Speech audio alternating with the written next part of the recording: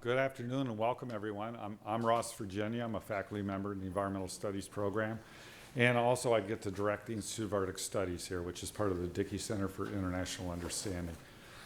It's always a real pleasure and a treat to be able to introduce someone who's a spectacular scientist, a great teacher, but also a friend and someone I've been in the field with, and that's Professor Mary Albert from the Thayer School. And she's also director of the Ice Core Drilling Office, which we're going to hear a little bit about in a moment. Mary sort of started her entry into science and engineering. She got an undergraduate degree in mathematics at Penn State. After that, she taught high school math for a while.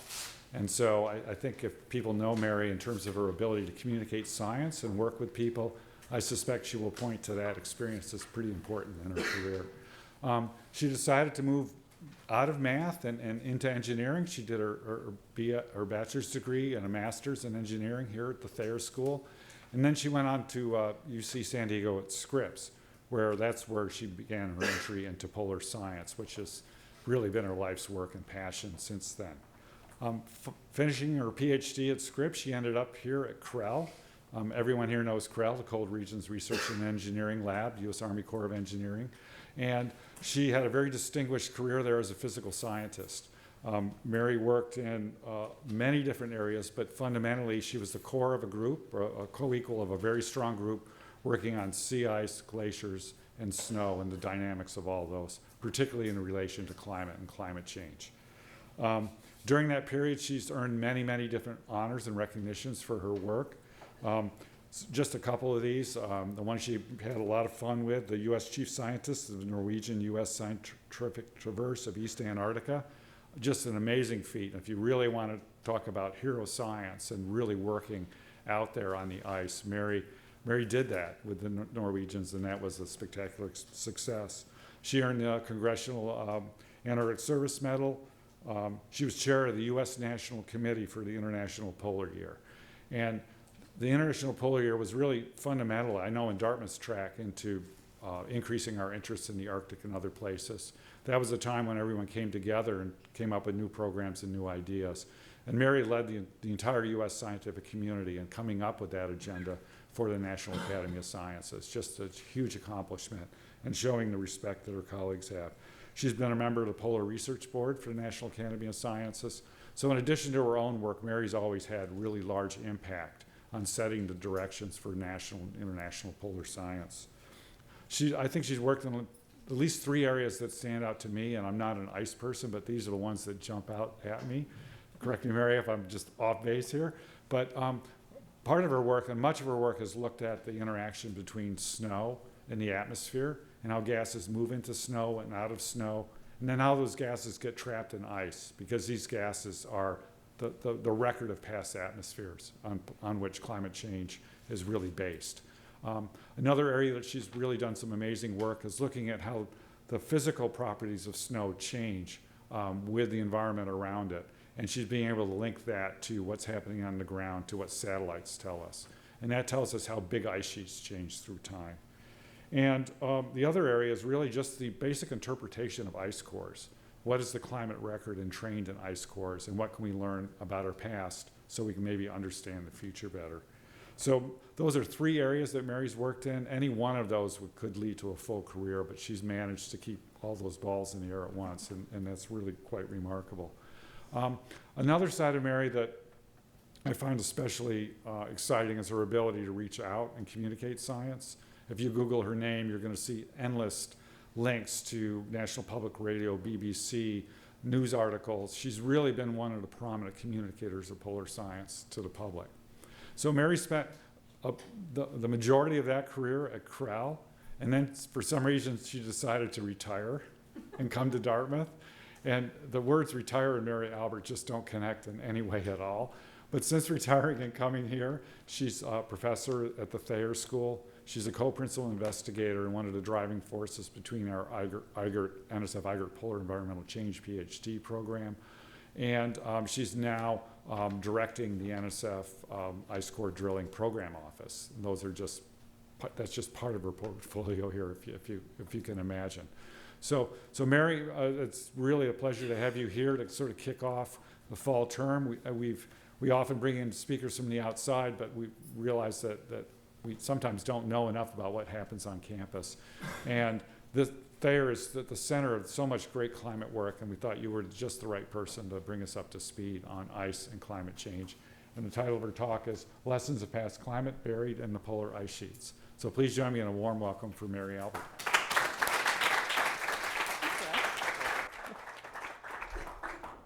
Thanks, Ross. What I'm doing really is just having fun. I've always pursued things that were both interesting, challenging, and fun, and that has pretty much led me on this very circuitous path through several careers now. But I'm pleased to be here and want to welcome everybody to fall term. It's nice to see a good turnout here.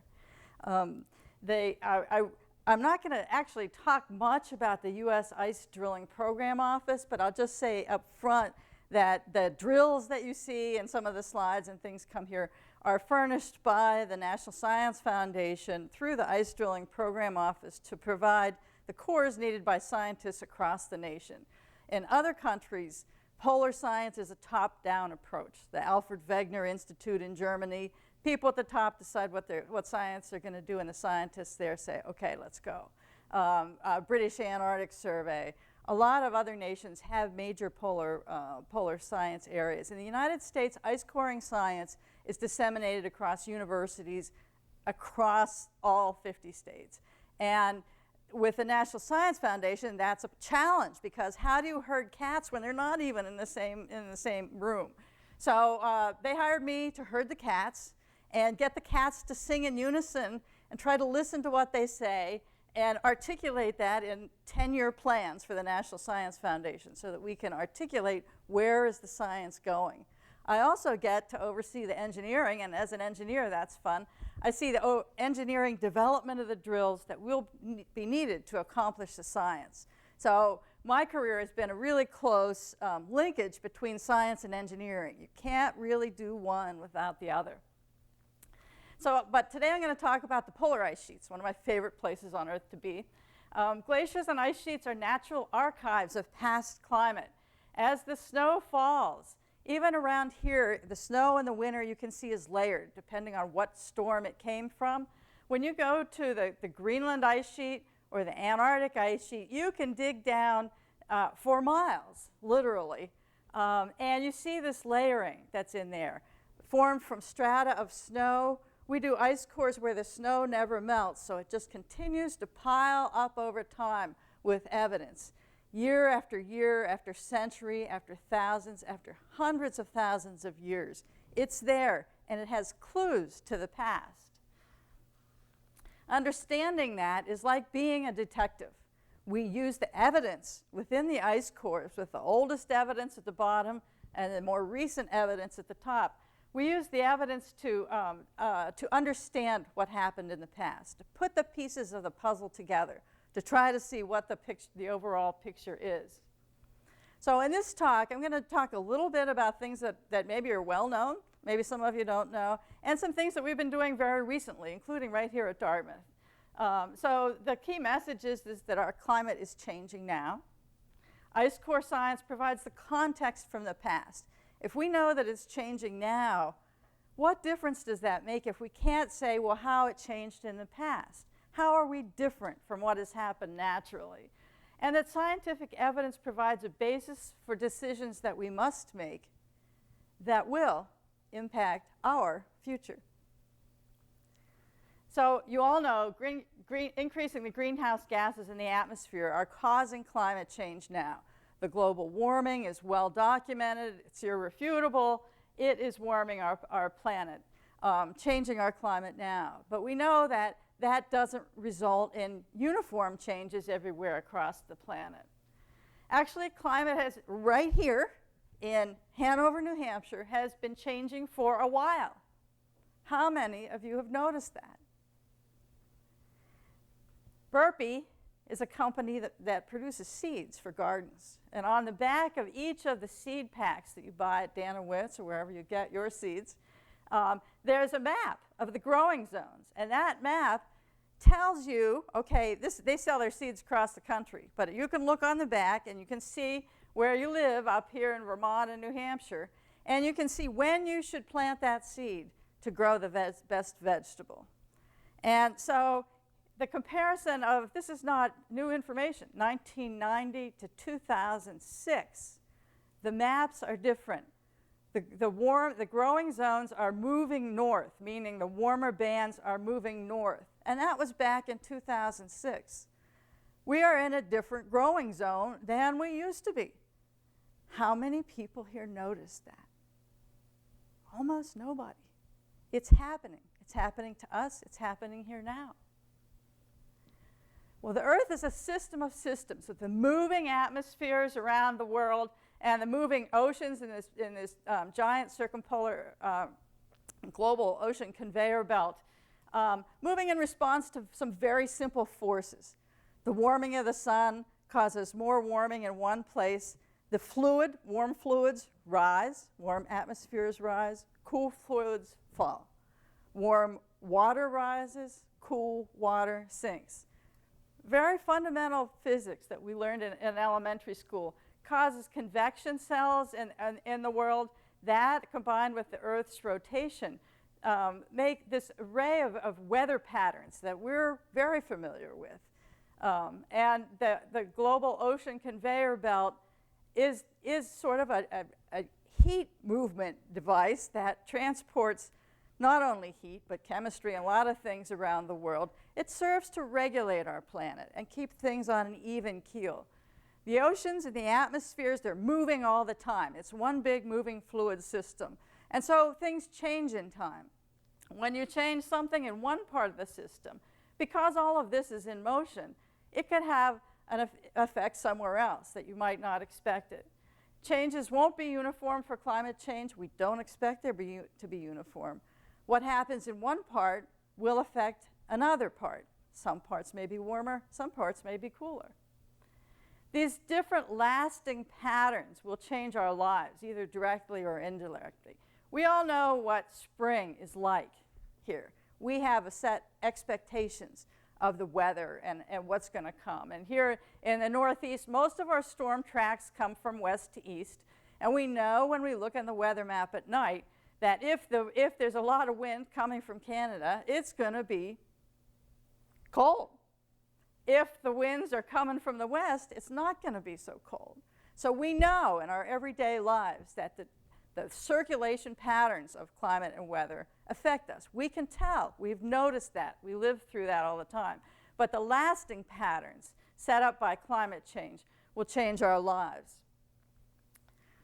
We use evidence to figure out how today's climate compares to the past. And you're all familiar with tree rings, how you can count rings through time to see what the precipitation and temperature was like where that tree was going over hundreds of years.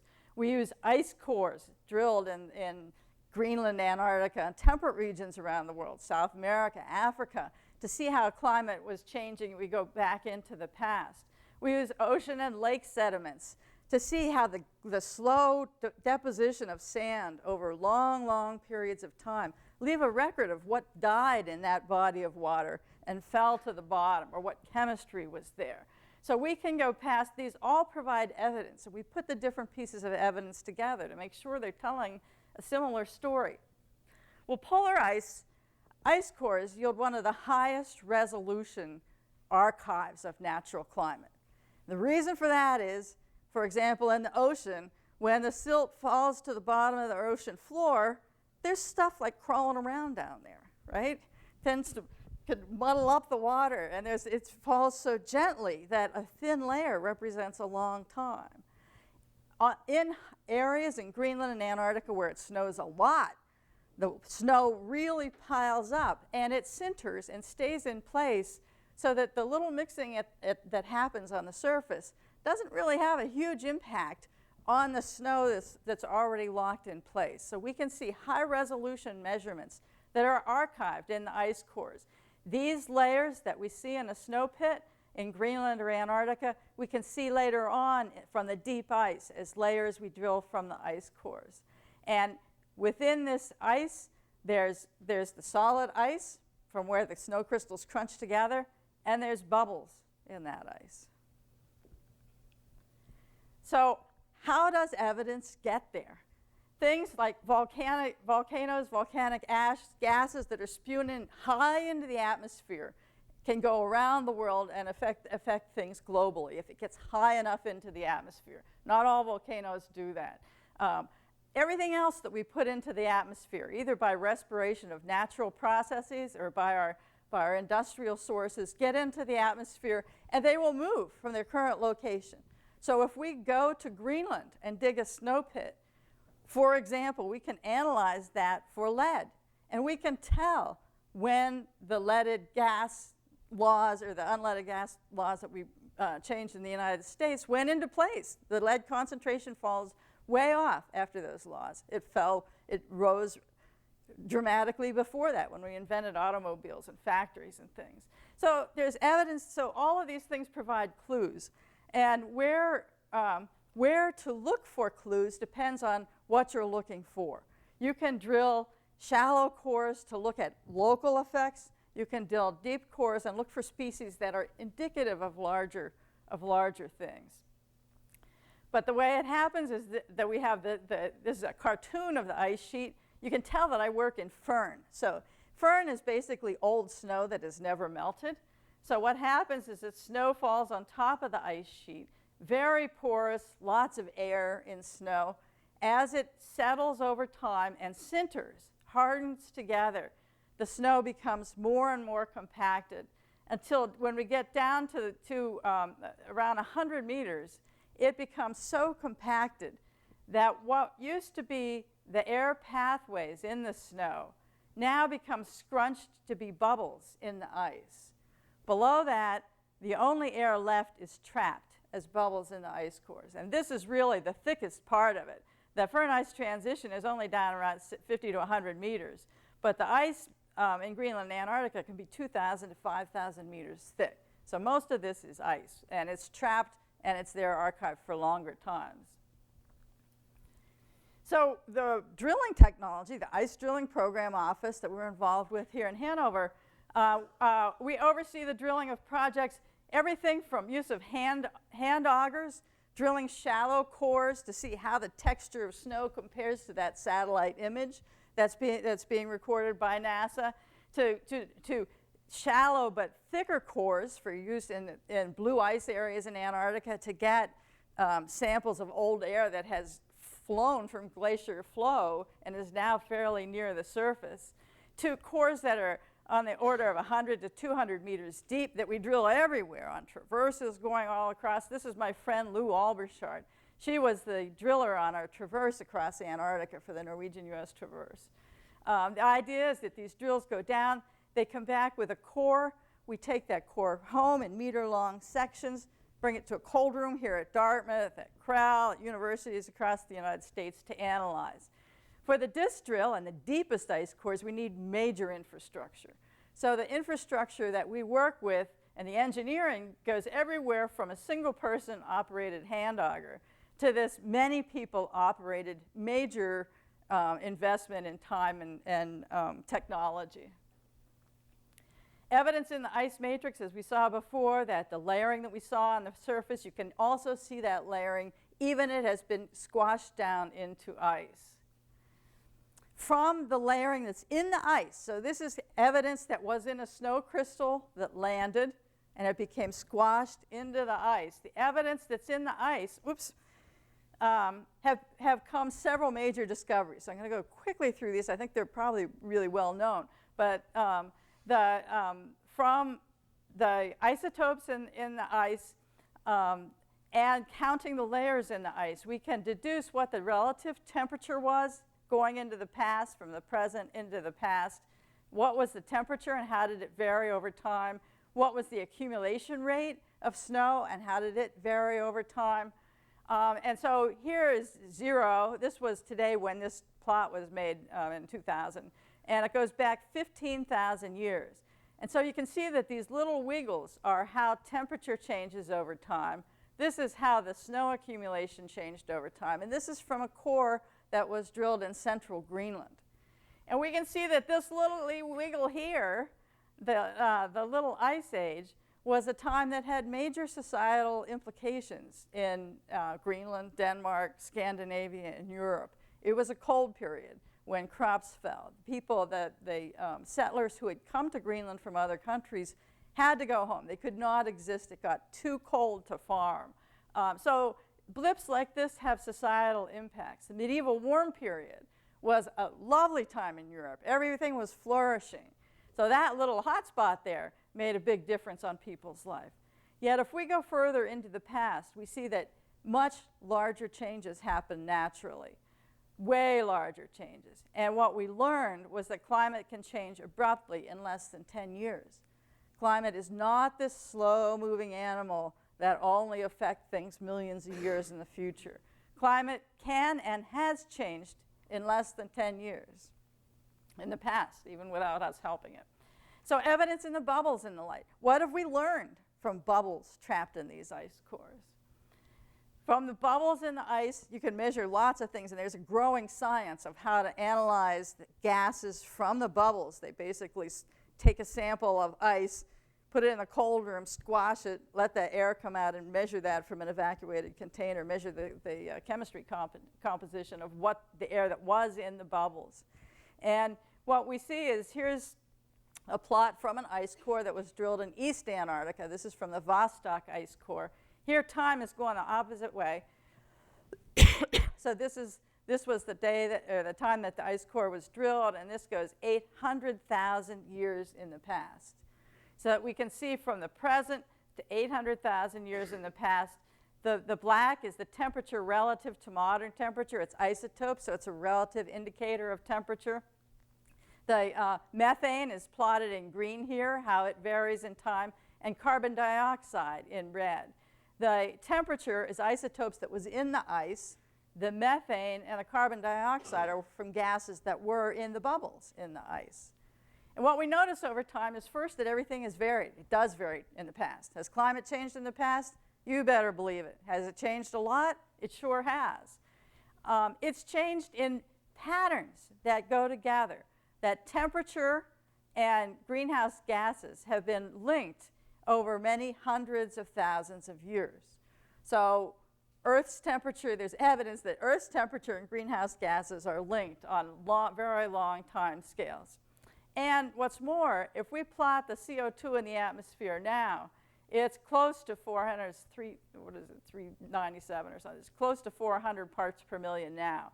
So over these ice age cycles of the cold periods where vast ice sheets grew and even was over Hanover, to warm periods when the ice sheets withdrew, to cold periods when the ice sheets grew, warm periods they withdrew. The CO2 basically went from 180 to 280 to 180 to 280 to 180 to 280 over 800,000 years. And it's now approaching 400. So we are far out of the bounds that we've been in 800,000 years.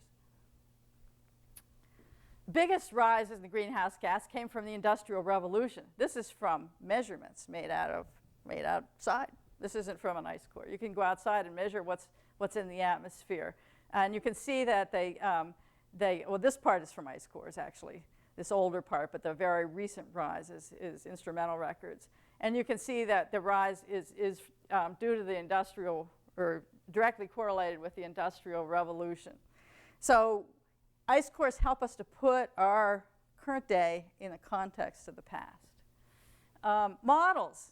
What's going to happen in the future? We need to rely on models. So models provide a useful way, a tool for thinking about the future, a tool for playing with, to play what-if scenarios.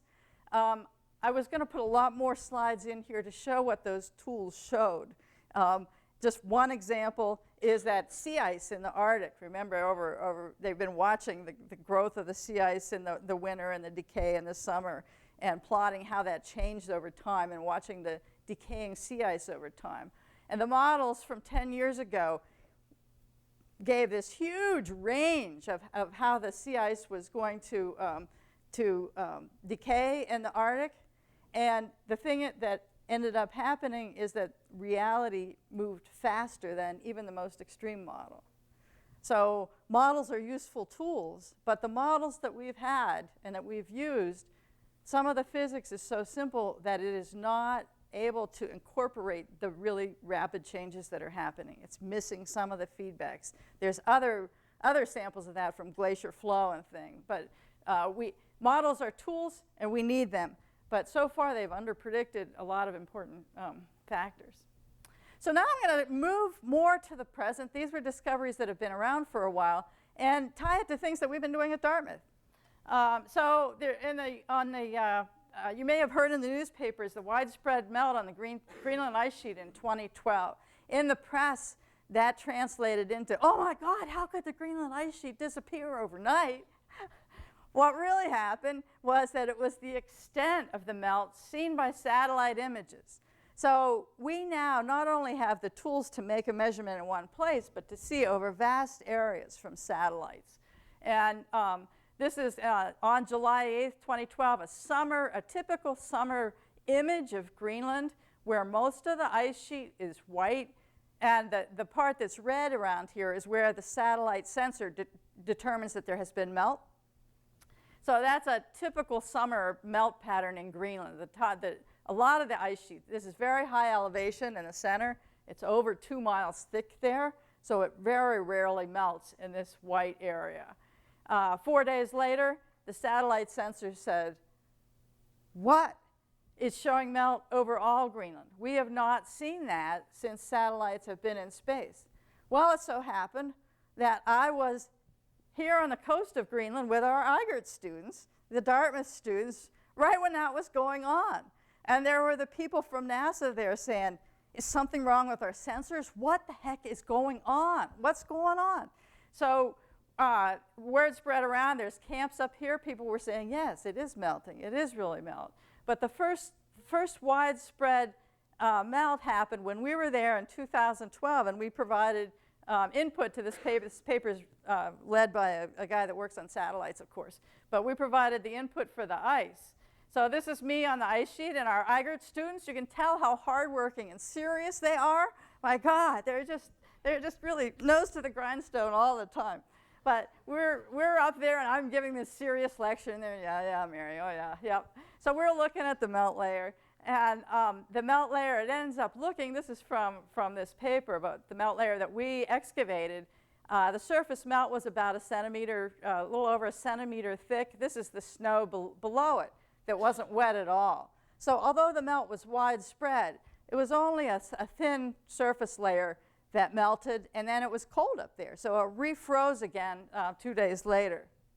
And of course, it was solid enough that even one of our favorite animals on the ice sheet could have eaten a piece of it.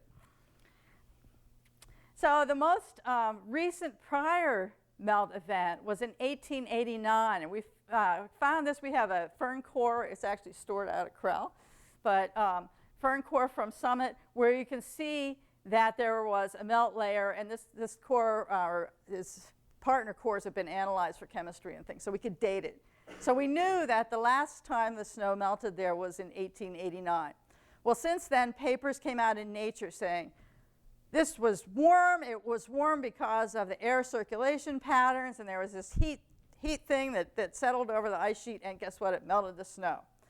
And Caitlin and I were looking at the ice core records and saying, yeah, but there have been times when it was, we found times where it had been warmer and the snow didn't melt. And we started thinking maybe it is something to do with the snow albedo, something studied by Dawn Perovich at Krell. We thought, oh, we can do albedo too. Maybe it's the albedo. Maybe there were forest fires. Maybe there was coal. Maybe there was something going on that changed the albedo of the snow then too. So we partnered up with Joe McConnell at Desert Research Institute to analyze the core, to look at delta 18. We use that as a crude indicator of temperature. He can analyze for black carbon, and ammonium is an indicator of forest fire. And we found times in the past, so here's 2000, and this is the black carbon that was in the snow then. You could not see it. You had to measure it. But it was indeed higher in the past, shortly after 1900. But at this time, the snow didn't melt. And black carbon had a lot of peaks. But the most recent ice layer was at 1889. And so Caitlin carried the ball on this and did a lot of really good research. And we deduced that it takes both warm temperatures and a change of albedo happening at the same time to cause the melt. That if there's a forest fire and the air gets, the wind blows that to Greenland and it lands, and a little bit of snow falls on top before it gets warm, no melt. If it gets warm, but the albedo is the same as it usually is, no melt. It takes both. So our paper was climate change and forest fires synergistically drive the widespread melts on the Greenland ice sheet. And Caitlin came up with a model that showed predicted out into the future effects under different IPCC scenarios of warming, what would happen with the forest fires and without the forest fires. And the conclusion was that widespread melt, such as we had not been evident since 1889, may happen but at almost every year by the end of the century. So that's in PNAS. So that was a science of opportunity. We happened to be there, and it's like, oh my gosh. And thinking about, how does this compare to the past? What evidence do we use? Using our information, our forensic tools to back up and explain what was going on. Another project that we've been involved in is the Nîmes ice core up here in Greenland also. The Nîmes, this was an international effort led by the Danes, the Danish community, with participation of science around the world, including the US. And the object of the Nîmes ice core was to try to get back, try to drill down to a place in the ice that we thought had records of the Eemian, the last time that the world was warmer than it is today, to get the ice core record of what was that like. So this was up here in northwest Greenland. And what was the fate of the ice sheet? I won't go into detail about this. This is a paper in Nature with all of us as co-authors. There's about 1 million people on it. But basically, the short story is that this ice at this site had flown so that the ice flow had created a disturbance in the ice at the bottom. So that the very orderly timeline that you see in ice cores was not present near the bottom. But instead, the ice at the bottom, which was from the Eemian, had tumbled.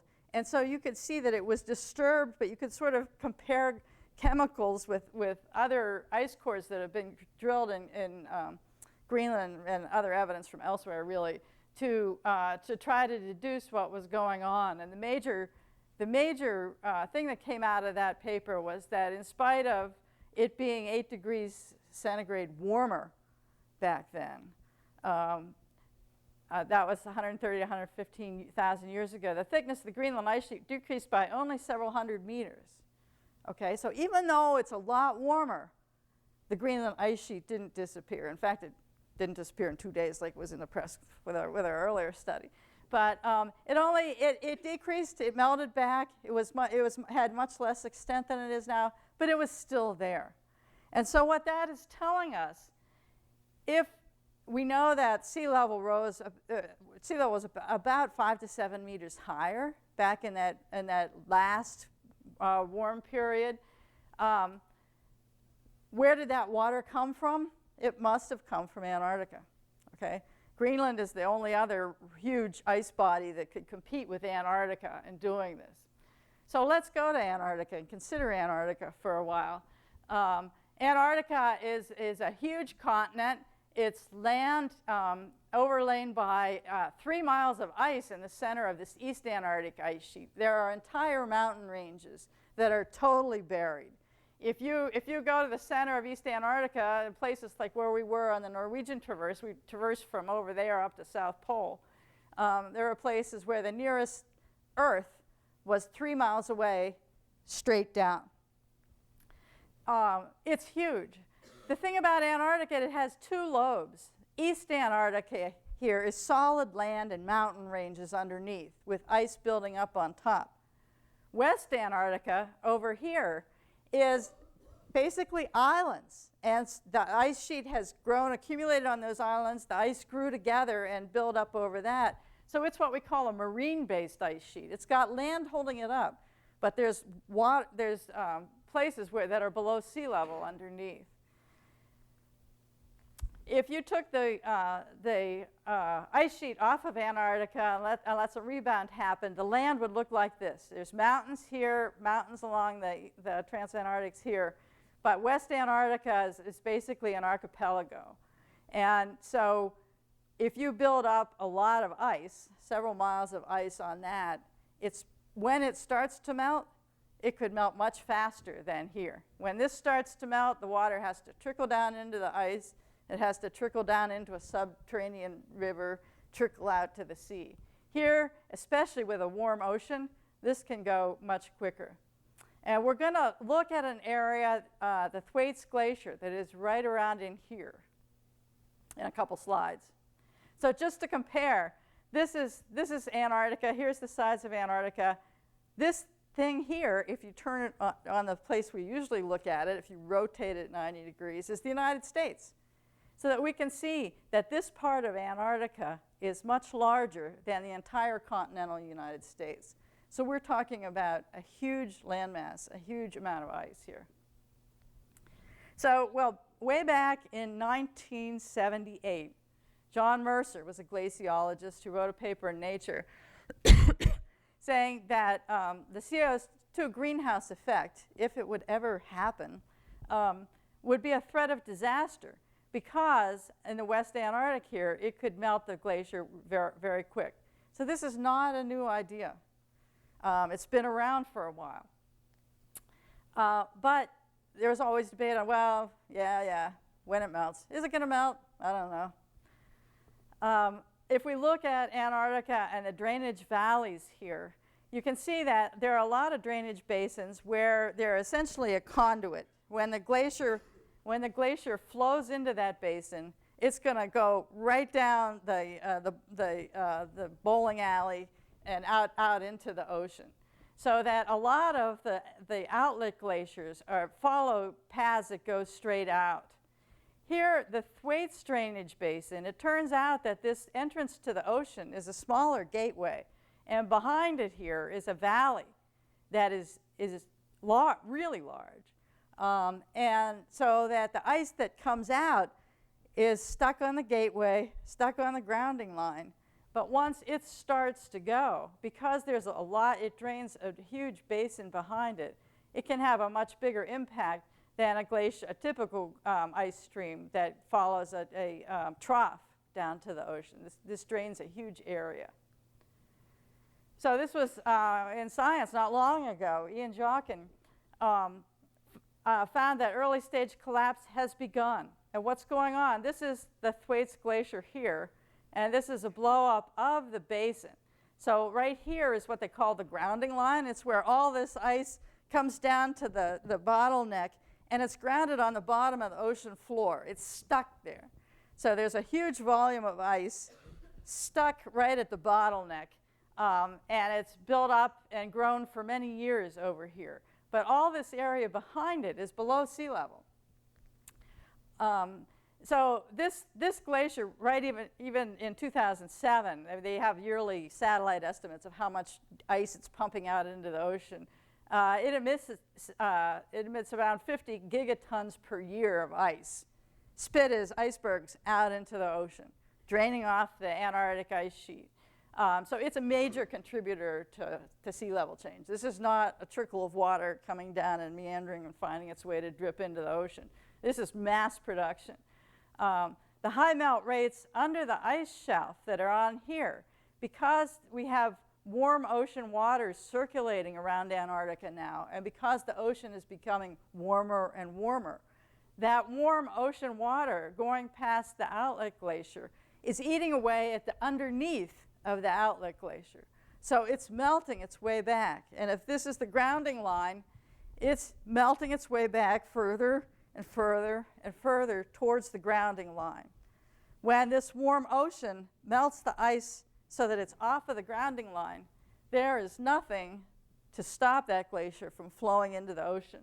There's no big hills here. There's no breaks on this system. So once that goes, it's going to go. And this distance is only tens of kilometers, so it's not really far. So this is the current. I just came back from the Waste Divide ice sheet meeting, ice core meeting, and this is all the buzz in the community now. It's just like, oh my gosh, it is starting. Early stage collapse is happening now. We know from the IPCC that it's due to us. It's due to the warming that's happening in the atmosphere that is warming the oceans and warming everywhere else too. It's caused by CO2 concentrations. There's only a small fraction that's natural. And so it really is time to move away from burning fossil fuels and more towards sustainable energy. We can't continue on our path. So the things that I hope you glean from this is that our climate is changing now. That ice cores, we can tell a lot about the past. And the questions that we ask can be everything from pollution to climate change to sea level, depending on where we look. But the scientific evidence provides a basis for decisions that we must make and that will affect each of our futures. So I want to thank my graduate and undergraduate students at Dartmouth. They're an amazing bunch. They do all the work. I just throw out ideas. Linda Morris and other colleagues in the ice drilling program office. Linda, I gave her a slideshow that was a skeleton, and because she wanted it for outreach, she made all the beautiful plots and took the nice figures from everywhere for the presentation. And the National Science Foundation that supports not only the science that I and my students do, but the ice drilling program office and the ice core science that is done across the United States. So I think that's it. I wanted to make a plug at the end for the next deep ice core, because there's so much interest and so much activity focused on this West Antarctic ice sheet. The next deep place that the U.S. is thinking about drilling is at Hercules Dome. This is a place that's technically in East Antarctica, so it has ice that's thick enough that we believe that there's Eemian ice at the bottom. It survived the last warm period, and by analyzing here, we can tell how and why and when and what are the rates that the West Antarctic ice sheet collapsed the last time it collapsed. So stay tuned for that. That's coming up in 5 or 6 years. So thank you.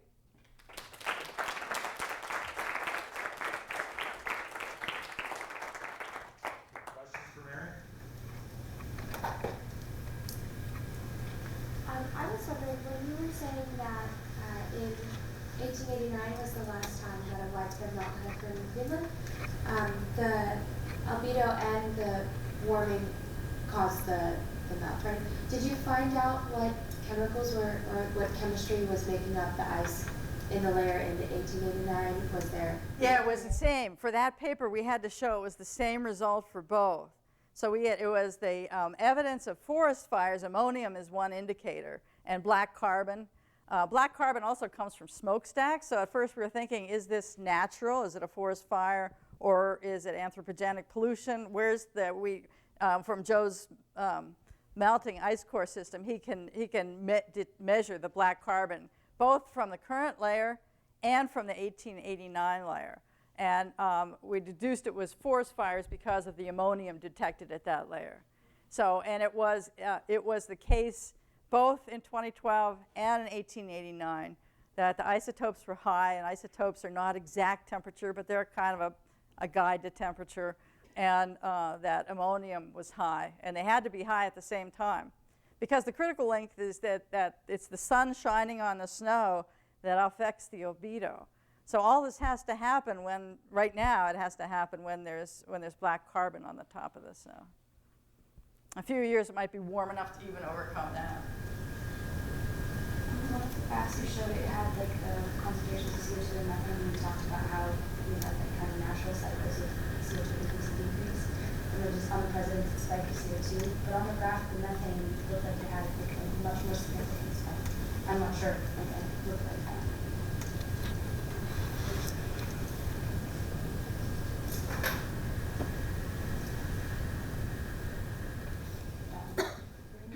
Okay. Yeah.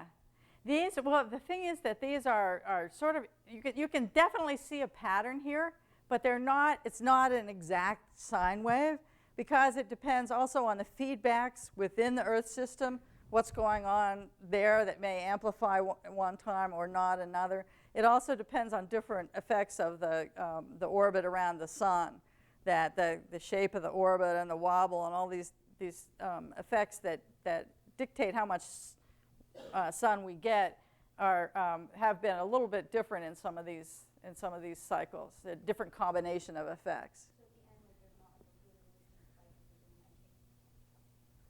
Oh, this is yeah, the methane's high, the CO2 is high, all the greenhouse gases are high, basically.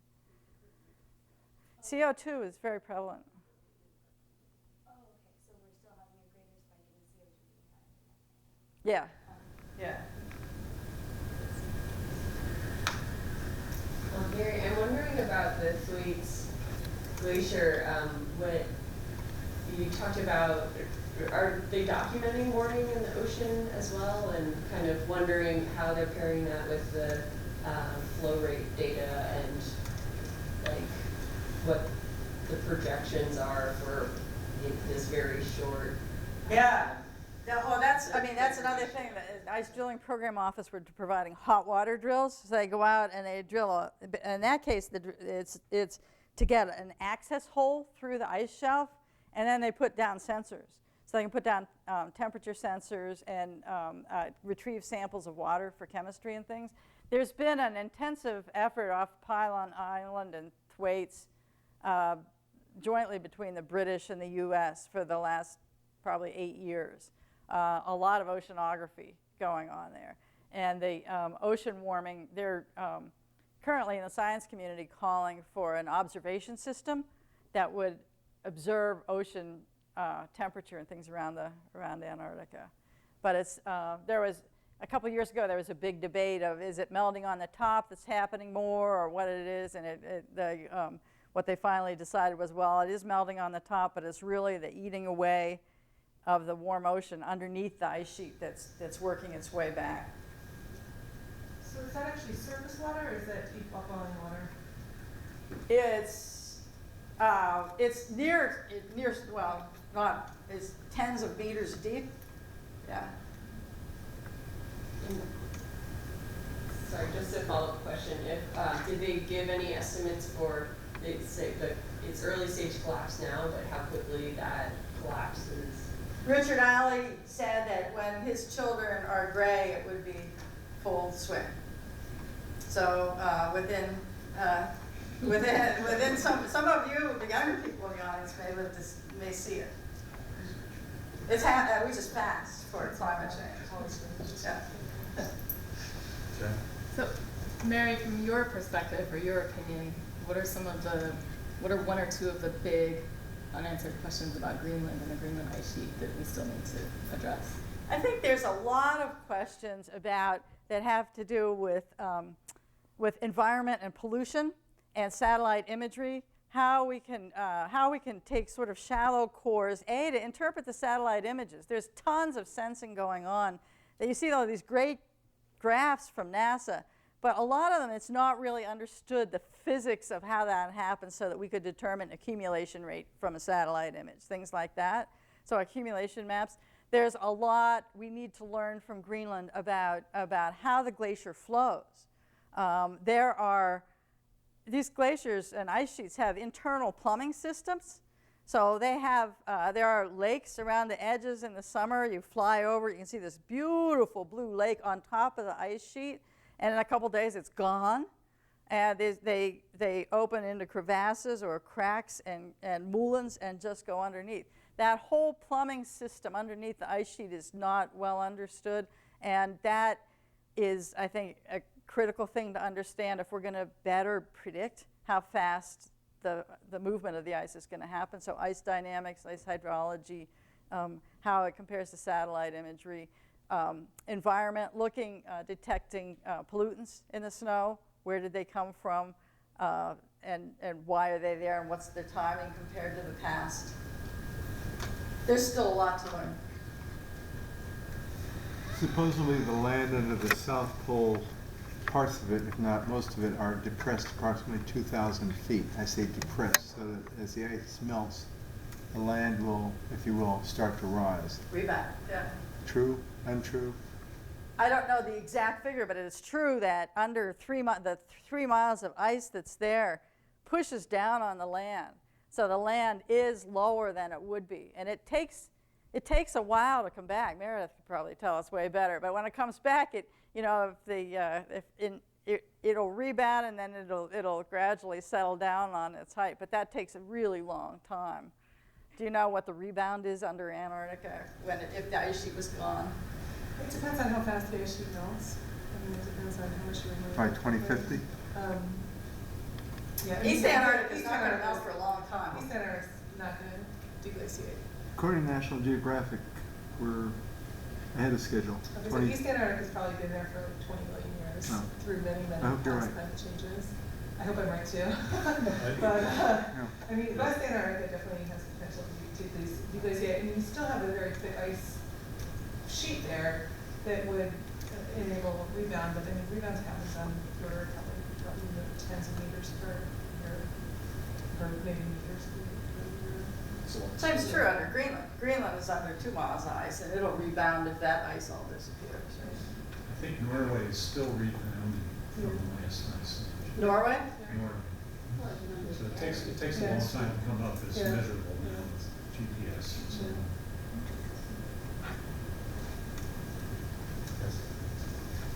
on. You mentioned how findings from polar ice core science are influencing social decisions about choice of energy. I'm wondering whether there are other social decisions that we can expect findings from this science to influence.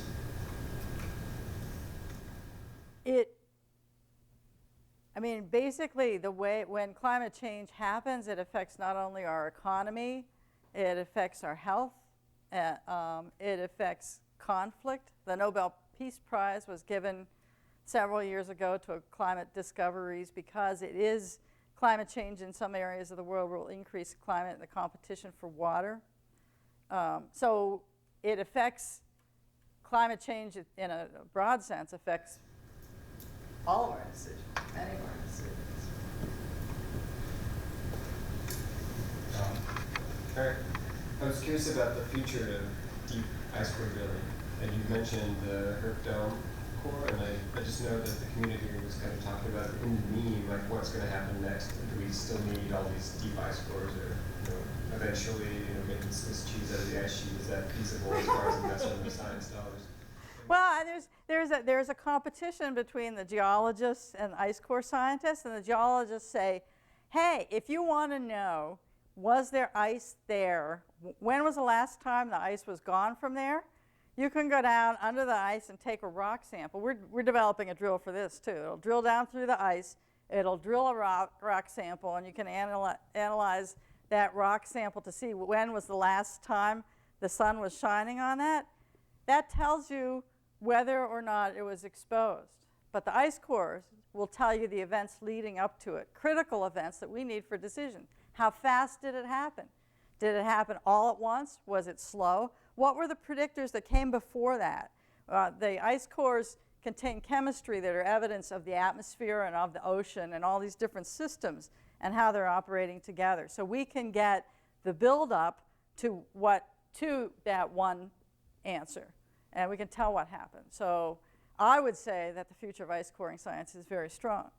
The ice core community in the U.S. is small, but the discoveries that come out of that community are totally amazing.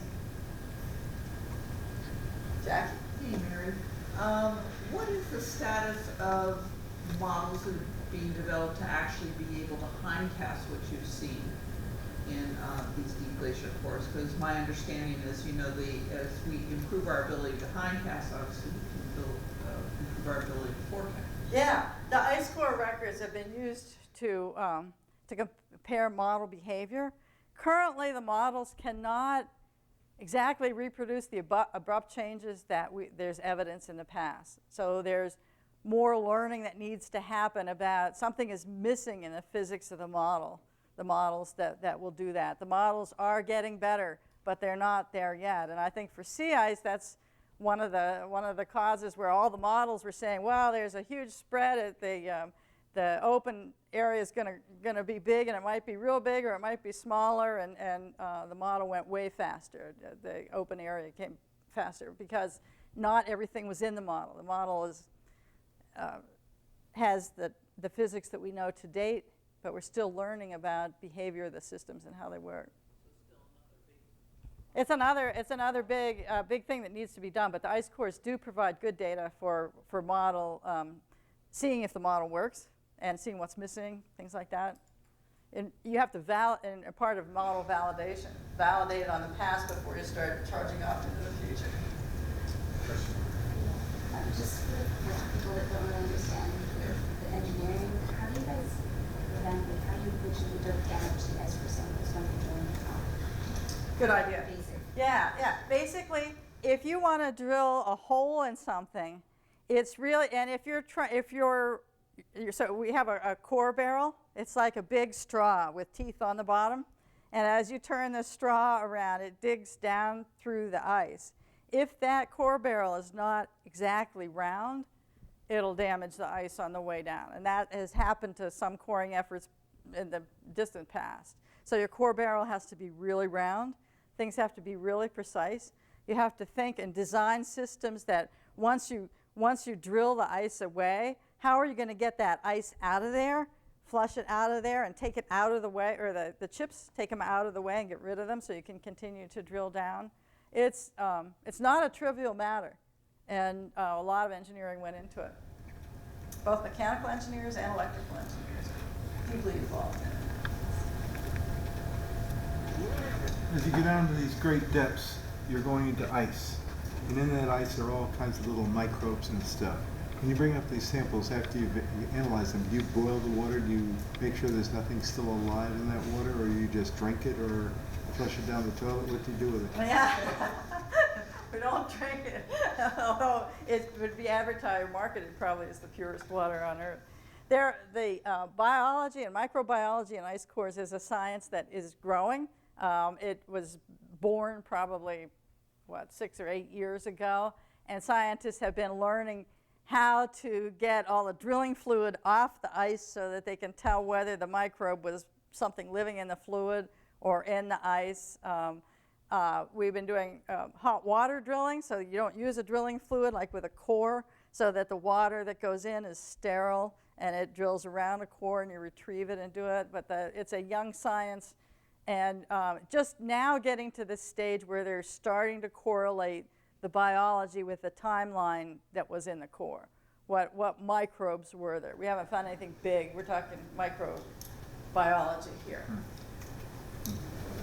I promised Mary we'd end at 5:30, and I do think you can tell from Mary's presentation why Dartmouth and Frel, we are a world center for this kind of work. We're recognized by all the ice communities being leaders. It's quite special for a place this small to do such great science. So once again, thank you, Mary, for a great presentation. Come down front if you want to talk. Thanks for coming.